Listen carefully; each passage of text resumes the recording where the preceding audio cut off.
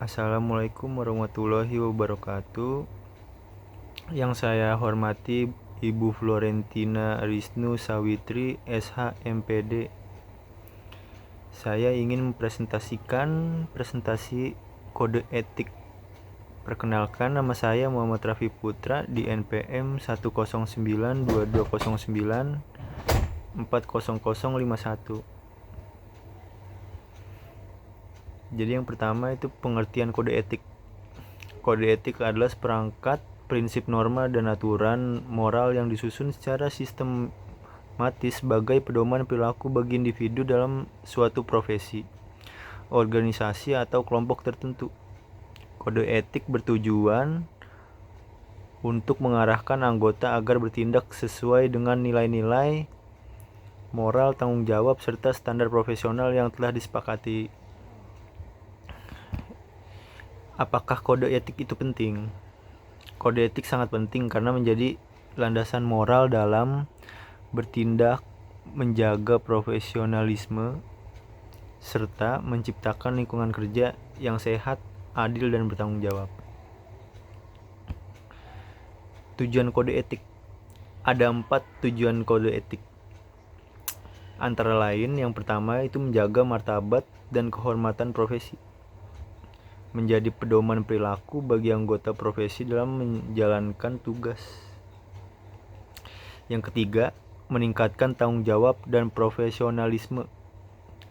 Banyak kode-kode etik yang harus diterapkan terhadap profesionalisme pekerjaan, perilaku atau tingkah laku di keadaan sosial. Yang 4, menciptakan kepercayaan publik terhadap profesi organisasi.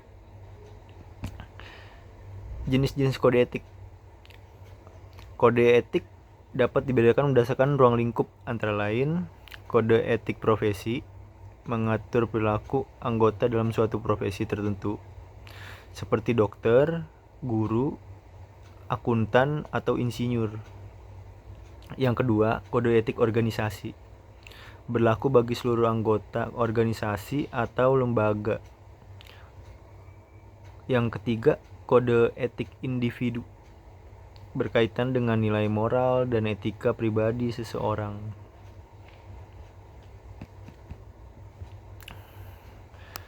Contoh kode etik dalam kehidupan profesional. Beberapa contoh penerapan kode etik dalam dunia kerja antara lain: pertama, datang tepat waktu saat bekerja, menyelesaikan tugas sesuai tanggung jawab. Yang kedua, tidak menyalahgunakan jabatan untuk kepentingan pribadi. Yang ketiga, menjaga kerahasiaan data organisasi atau klien karena bersifat privasi. Jadi kode etik itu penting untuk profesionalisme. Dan yang terakhir, ada 2 yang harus kita ketahui, yaitu pelanggaran kode etik dan sanksi kode etik.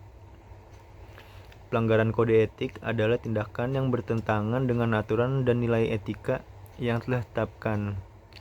Contohnya, pelanggaran kode etik meliputi penyalahgunaan wewenang, seperti yang tadi, bekerja untuk kepentingan pribadi. Itu salah untuk kode etik, itu udah termasuk ke pelanggaran kode etik. Yang kedua, ada plagiarisme. Yang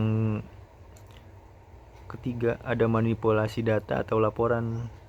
Ini udah menyalahgunakan kode etik sama sekali, seperti manipulasi laporan yang sebenar-benarnya sesuai fakta, tapi tidak di data atau di laporan tidak sesuai dengan apa yang ada